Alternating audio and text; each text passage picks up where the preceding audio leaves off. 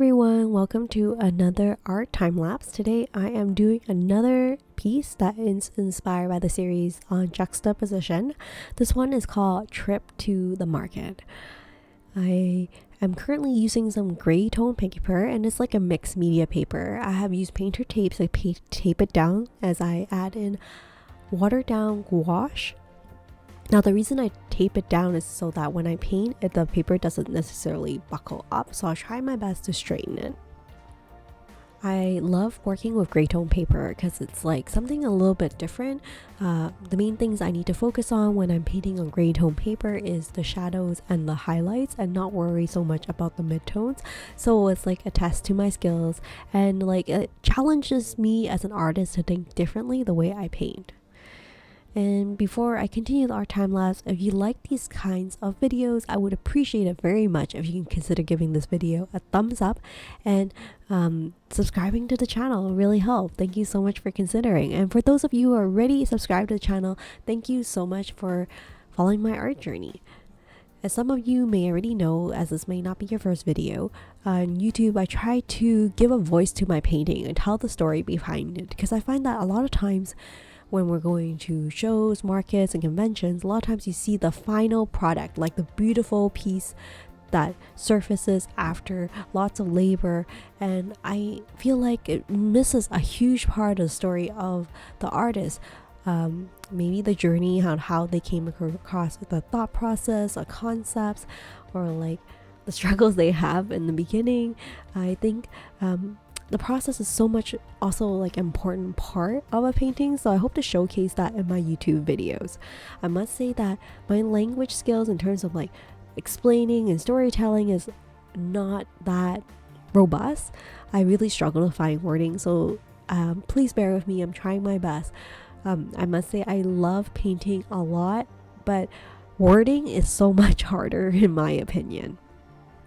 So here for this juxtaposition piece of Trip to the Market, it's inspired by the idea of polar opposites.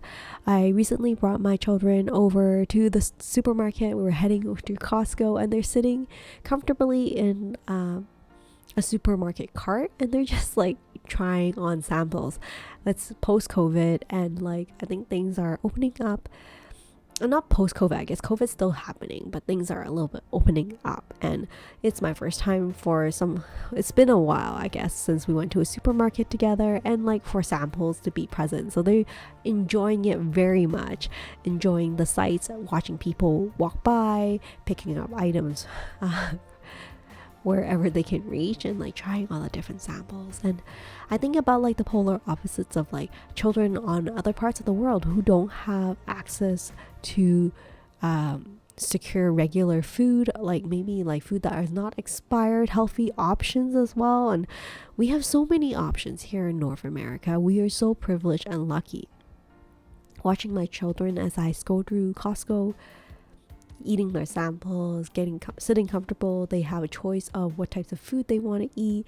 They are in comfortable clothing, enough clothing to keep them warm. They don't have to worry about shelter, and it just makes my heart break at the same time. As I think about there's a possibility of a child out there that may not have the same luxury as my children. I'm just relating to it so much more now that I'm a mother, thinking that like another mother out there just wants exactly what I have to offer my children, and they just don't have access to those resources. So this painting is a homage to that entire concept, heading to the market. There is a child in a shopping cart and just looking very comfortable and secure.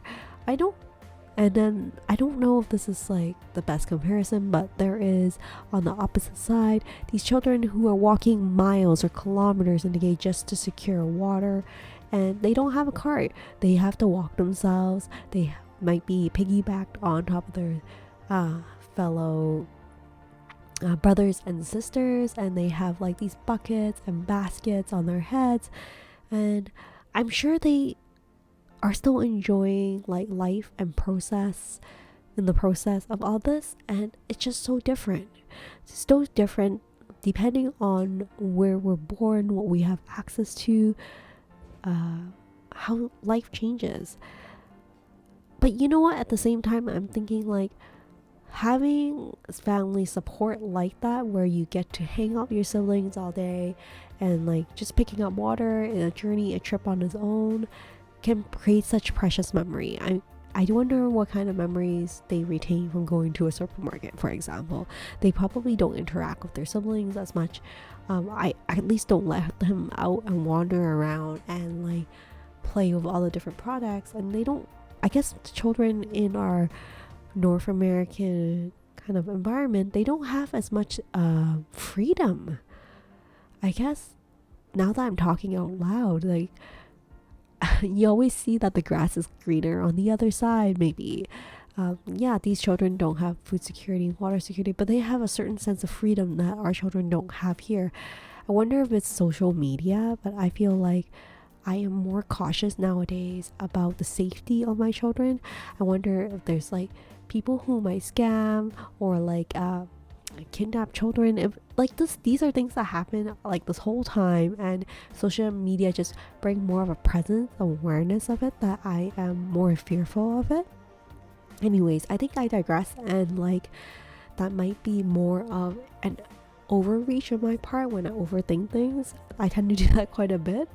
But anyway, so I love the idea of playing juxtaposition of just talking about a trip to a market, and how like there's so many conversations and ideas that can come from a piece like this, where you look at children from different parts of the world, how they experience that trip to the market. And that's what I'm hoping people can get from artwork, to start a conversation and a discussion, not just like admiring a piece for its beauty. Although I think I would appreciate it very much if people like just sit there and admire my artwork, but I feel like this would be a nice conversation piece if I was to have it, for example, in my kitchen or in my living room. People can talk about it, and like that conversation might be something that people would remember. And like it can also be something that like not only a conversation starter, but maybe a kind of like a light that ignites an action, something actionable people will follow up with. So that is something I am considering when I'm looking at my art pieces. What kind of message is it conveying? How do I expect that maybe the audience will interact with it? What kind of thoughts they may go through my head?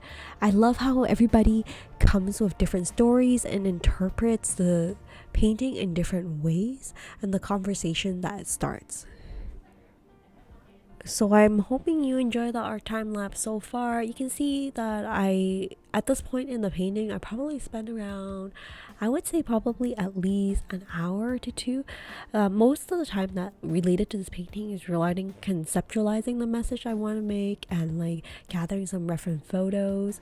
But like once you have a good message, I would say, and I put like my paint to paper, the process is pretty speedy when I have a sense of direction.